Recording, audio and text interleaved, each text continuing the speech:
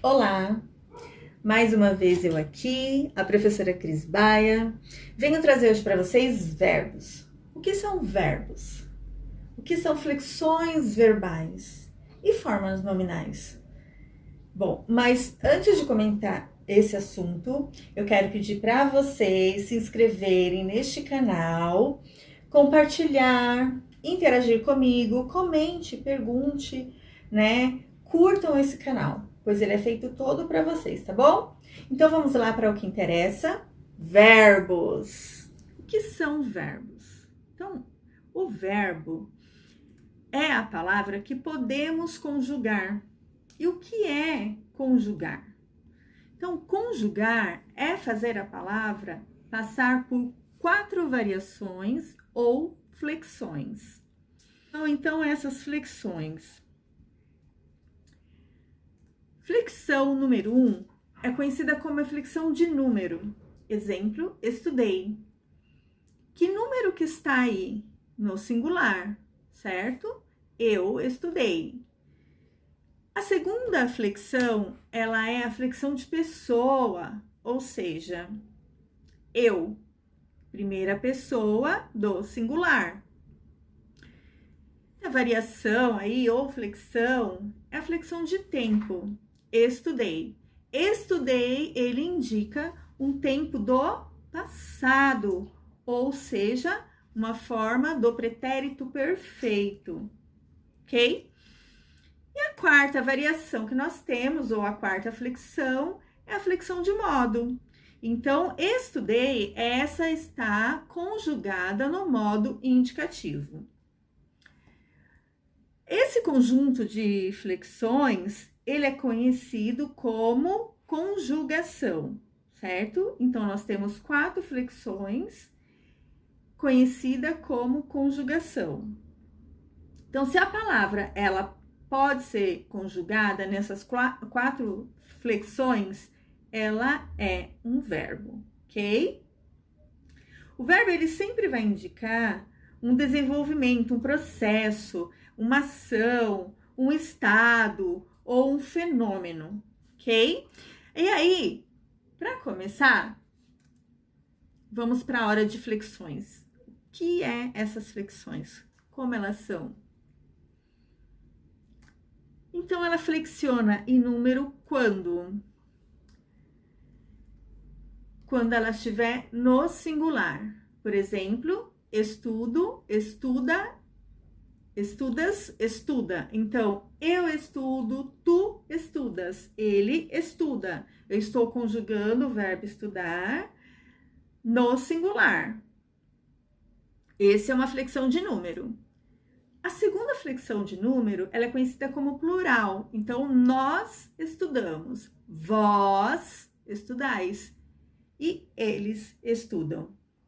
Então, primeira pessoa do singular, eu, segunda pessoa, tu, terceira pessoa, ele. No plural, primeira pessoa, nós, segunda pessoa, vós, terceira pessoa, eles. E o que vem ser a flexão em pessoa? O que seria essa flexão de pessoa? Como eu falei na flexão de número agora há pouco, a primeira pessoa eu tenho eu, nós. Na segunda pessoa eu tenho tu, vós. Na terceira pessoa, então, eu tenho ele, ela, eles, elas. Quem é essa primeira pessoa? Quem? A primeira pessoa é aquela que fala.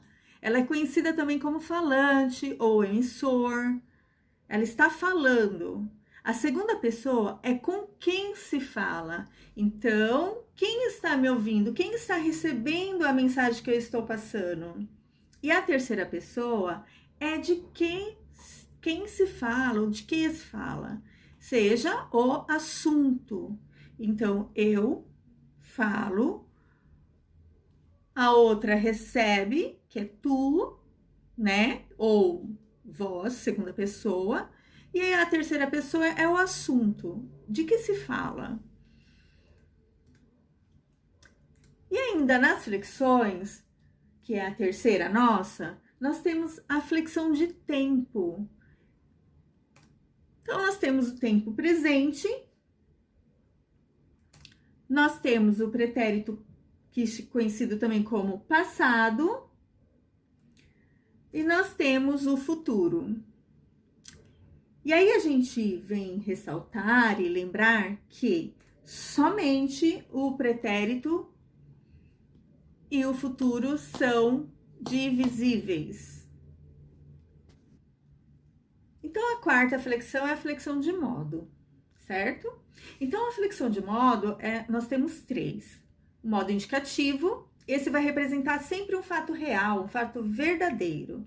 O modo subjuntivo, um fato provável, um fato incerto.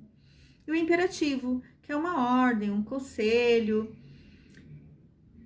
Além desses modos, existem também as formas nominais. E por que elas recebem esse nome de formas nominais? Porque elas vão funcionar como nome, principalmente como um substantivo ou como um adjetivo. Coloquei para vocês, por exemplo, o primeiro, infinitivo. Ele pode ser um substantivo. Então, aqui ele vai representar um substantivo. Olha só, o cantar dos passarinhos, o saber do mestre. A palavra cantar e a palavra saber, ela está funcionando aqui no modo infinitivo, porém como um substantivo. Nós temos também a forma nominal gerúndio. Essa pode ser um adjetivo. Como adjetivo, por exemplo, eu coloquei água fervendo. Ou ela também pode ser um advérbio, vendo a filha chorou. Vê o verbo? Está no gerúndio, porém ele está sendo, a função dele nessa frase é uma função de adjetivo e vendo a filha uma função de advérbio. Já o particípio, ele pode ser um adjetivo. Então, ele vai funcionar também como um adjetivo. Camisa rasgada. Coloquei esse quadro para vocês, para uma forma, acho que mais fácil de entender. Então, dividi, modos verbais, indicativo.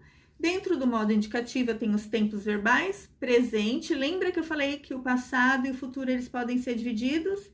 Olha só, o pretérito perfeito, pretérito imperfeito e pretérito mais que perfeito, isso acontece apenas no modo indicativo, essa divisão, tá bom? E o futuro do presente e o futuro do pretérito.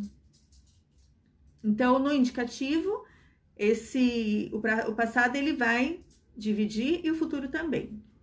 Já no subjuntivo, ele tem o presente, pretérito imperfeito e futuro. O modo imperativo, eu tenho o imperativo afirmativo e eu tenho o imperativo negativo. E as formas nominais que nós temos, gerúndio, estudando, particípio, estudado, e o infinitivo, estudar.